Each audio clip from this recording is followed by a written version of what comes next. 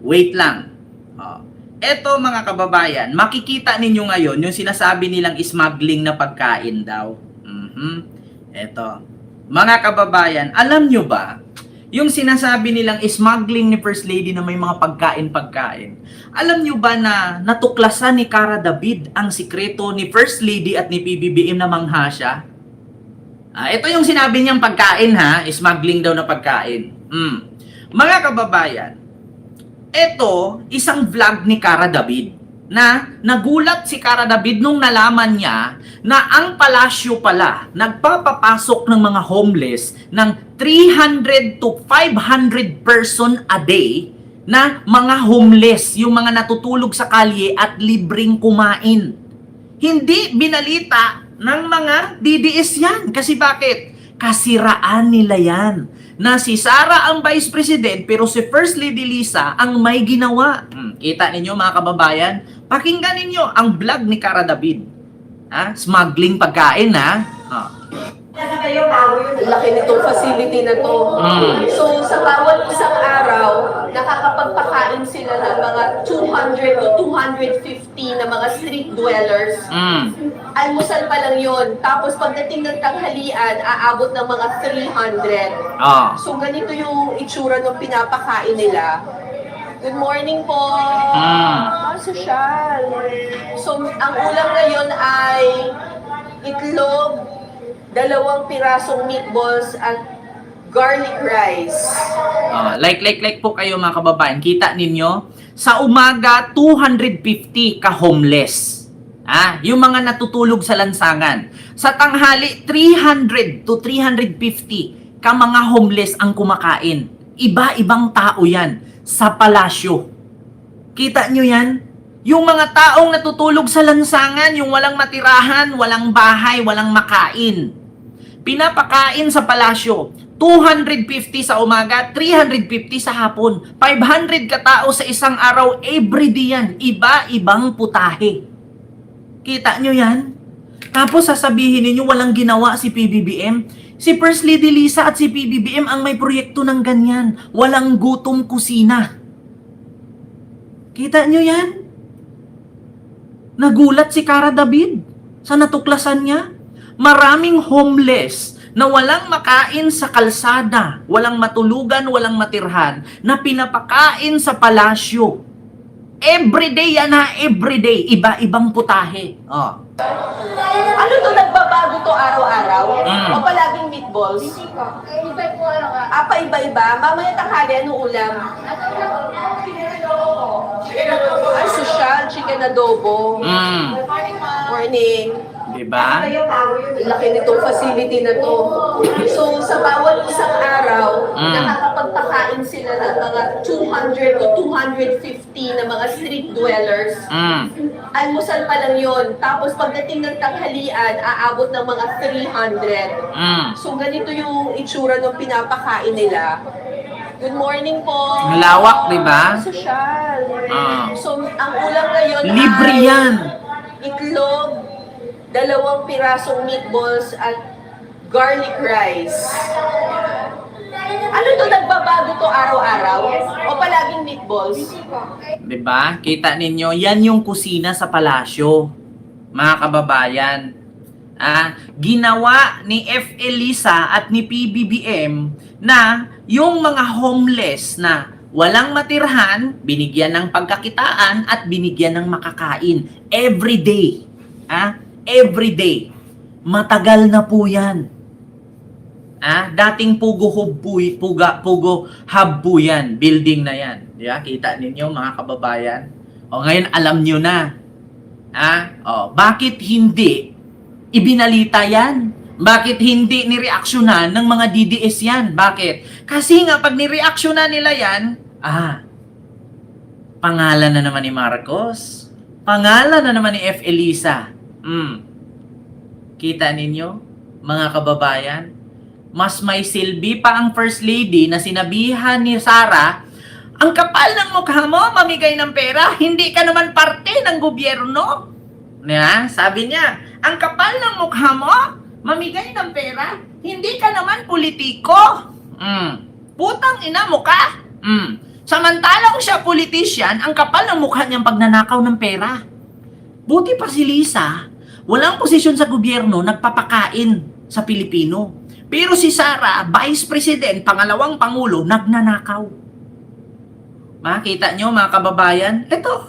Oh, Lisa Marcos. Kaya mga kababayan, magugulat kayo eh.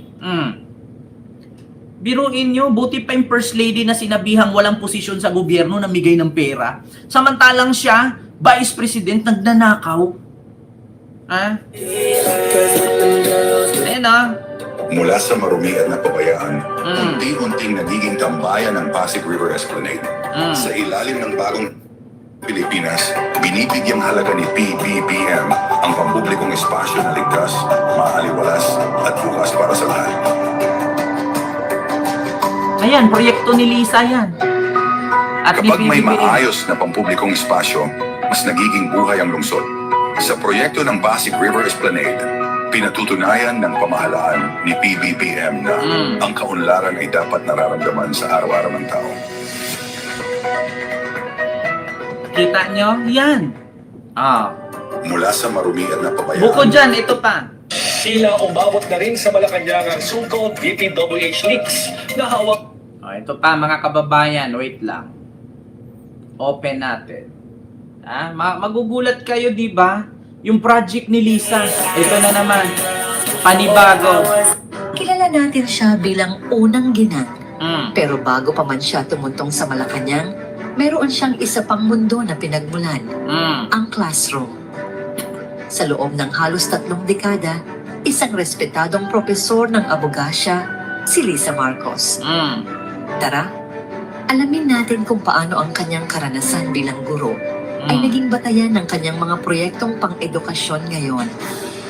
Mula sa mga kwento ng kanyang mga dating estudyante, lumutang ang detalye tungkol sa isang propesor na hindi lang nagtuturo ng batas, kundi tumutulong din sa kanilang personal na paglalakbay. Lingid sa kaalaman ng nakararami, ang kanyang sweldo na natatanggap ay napupunta rin sa pagtulong sa mga estudyanteng kinakapos sa paghahanda para sa bar exams o iba. Kita nyo? Hindi lumabas sa social media yan si Sara. Magpulot lang ng 3 basura, nakabideo pa. Si Lisa, ang daming naitulong. Nakita nyo, nabalita nyo ba? Ito tulong ni Lisa to. May video. 'Di ba? Kilala na Pag sinabing Pasig River, Oh. Ito pa mga kababayan. Kasi nyo, pag nagsalita sa FL, hindi niya binibida yung sarili niya. Bukod dito mga kababayan, ayan pa, merong bagong Philippine International Exhibition Center coming soon. Ayan, luxury yan. Project ni Lisa yan. At mga kababayan, yung buhay ng sining Pilipino ay binigyan ni Lisa ng building. Ma'am Joy Lee, maraming salamat sa iyong super sticker. Thank you so much. Maraming nagawa si PBBM at si FL Lisa na hindi alam ng sambayan ng Pilipino. Kaya kung tutuusin mga kababayan, mabuti pa si Lisa Marcos na walang posisyon sa gobyerno na katulong sa Pilipino. Samantalang ang isang vice presidente na hinalal na mga 500,000 plus lang naman. Kasi 32 plus 31. No? I-minus mo yung 32 at 31 niya, 500,000 plus lang naman ang lamang niya, no, or ang mga DDS na sumobra ay lakwatsa dito, lakwatsa doon. Outing dito, concert doon. Pag may bagyo, may lindol, may baha, nawawala. Kapag ka may ginawang mabuti ang presidente, pinupuna. Kapag ka may gera sa Middle East, ang tanong, anong ginawa ng presidente? Pero siya, isa din naman siyang vice president. Kapag ka merong problema, nawawala siya. Pero pag may nagawang maganda ang Pangulo, pinupunan niya.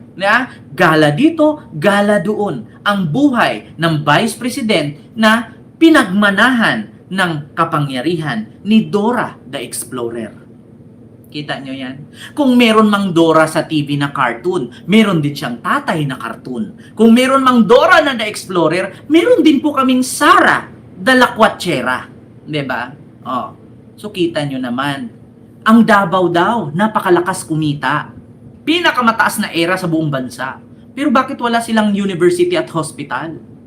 Bakit yung baha sa kanila hindi marisolba? 3 dekada na silang nanungkulan dyan. Bakit yung baha? Uulan lang ng 3 minuto, 2 minuto, ang baha hanggang tuhod na. Diba? Dahil meron tayong vice president na lakwatsyera, butangera, suntokera, nagmumura, at 80% daw ang grado, pagiging apugado. Pero kung pagbabasihan mo, magmamatch ba ang 80% na grado niya sa kanyang pananalita at sa kanyang gawa? Hindi po. Bakit? Pagiging abogado, hindi po basihan yung grado dyan. Ang basihan dyan kung paano mo i-handle ang isang kaso. Tanong ko lang, may kaso na bang naipanalo si Sarah? Yan lang, mga kababayan. So, maraming salamat po sa inyong lahat, no? Mga kababayan. So, mamaya may another pag-uusapan na naman po tayo. Alam nyo na, mga kababayan. So, kung ikaw ay isang butante sa 2028, iboto mo ba? Yung wala ngang resibong may pakita. Diba? So, yun lang, mga kababayan. Maraming salamat po. Mag-ingat po kayo palagi.